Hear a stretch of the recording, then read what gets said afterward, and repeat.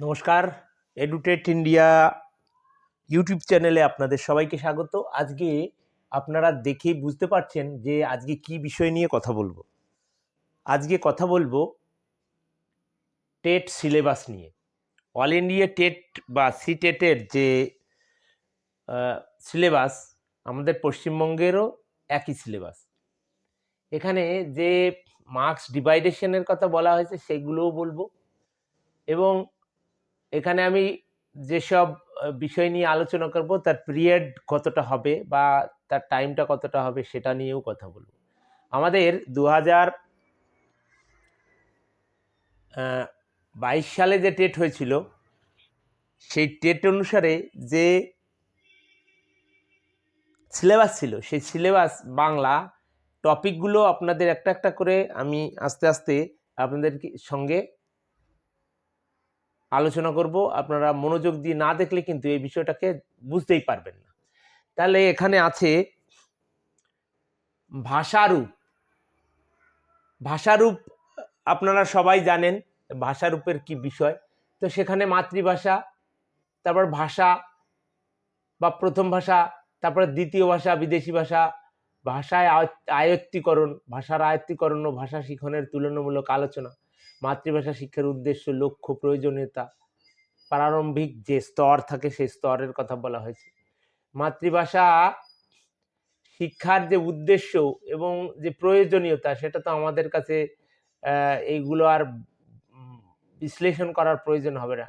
এবার শেখার মাধ্যম হিসেবে মাতৃভাষার গুরুত্ব, কোনো কিছু শেখার মাধ্যম হিসেবে আমরা যদি বিজ্ঞান শিখতে যাই, সেই বিজ্ঞান শিখতে গিয়ে আমরা যে ভাষা, মাতৃভাষায় যে মাতৃভাষার সাথে বিজ্ঞানের যে প্রয়োগ, সেই প্রয়োগের কথাও এখানে আলোচনা করব।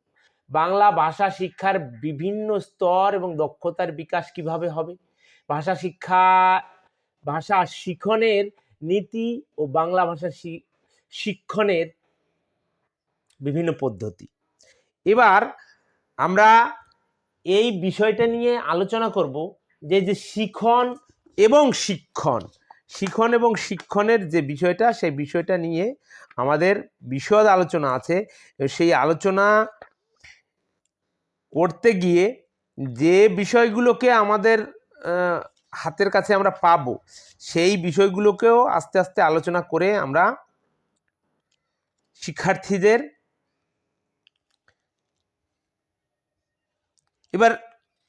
শিক্ষার্থীদের সেইগুলোকে আমরা এক এক করে অল্প অল্প করে শেখার যে ধাপগুলো, সেই ধাপগুলোকে এক এক করে অল্প অল্প করে আমরা বলবো। যেখানে বলা হচ্ছে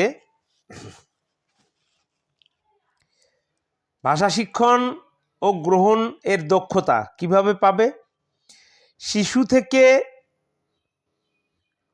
শিশুর থাকে অসীম কৌতূহল, এটা কি, ওটা কি, সেটা কি, এগুলো সে বলতেই থাকে। স্বাভাবিকভাবে তার যে জিজ্ঞাসা, সেই জিজ্ঞাসা এবং সেই জানার যে আগ্রহ, সেই আগ্রহকে যদি আমরা প্রশমিত করতে পারি তাহলে সেটা হবে শিক্ষণ। এই সময় অভিভাবকরা একটু অধৈর্য হয়ে পড়ে, এবং সেই অধৈর্য হয়ে পড়ার থেকে অভিভাবক এবং শিক্ষক শিক্ষিকাদের বিরত থাকতে হবে। তবেই সেই ভাষার স্বরূপ শিক্ষার্থীদের আমরা ঠিকভাবে বোঝাতে পারব। এবার এই বোঝানোর পদ্ধতিগুলোকে অনুসরণ করতে গিয়ে যে বিষয়গুলোকে মাথায় রেখে আমাদের শিক্ষা দান করতে হবে সেগুলো কি? বর্ণক্রম পদ্ধতি, শব্দক্রম পদ্ধতি, বাক্যক্রম পদ্ধতি, ধ্বনিসাম্য পদ্ধতি, গল্প বলা পদ্ধতি, দেখা এবং বলা পদ্ধতি এবং আবৃত্তি পদ্ধতি। এবার যদি এগুলোকে আমরা ইংলিশে বা ইংরেজিতে এগুলোকে আস্তে আস্তে করে বলতে থাকি, অ্যালফাবেটিক্যালি মেথড,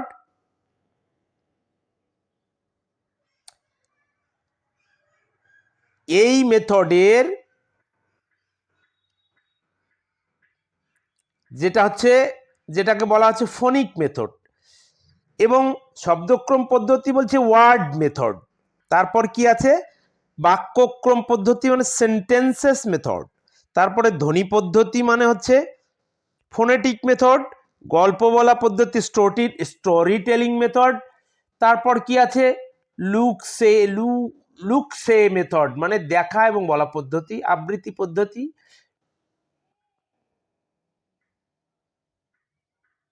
রেসিটেশন মেথড পদ্ধতি।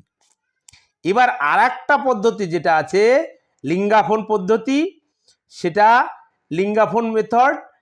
এই লিঙ্গাফোন মেথড এইগুলোকে নিয়ে ক্রমে ক্রমে আমরা পরবর্তী সময়ে আলোচনা করব। আজ এখানেই থাক, আগামীকাল আবার দেখা হবে। সবাই ভালো থাকবেন এবং সুস্থ থাকবেন।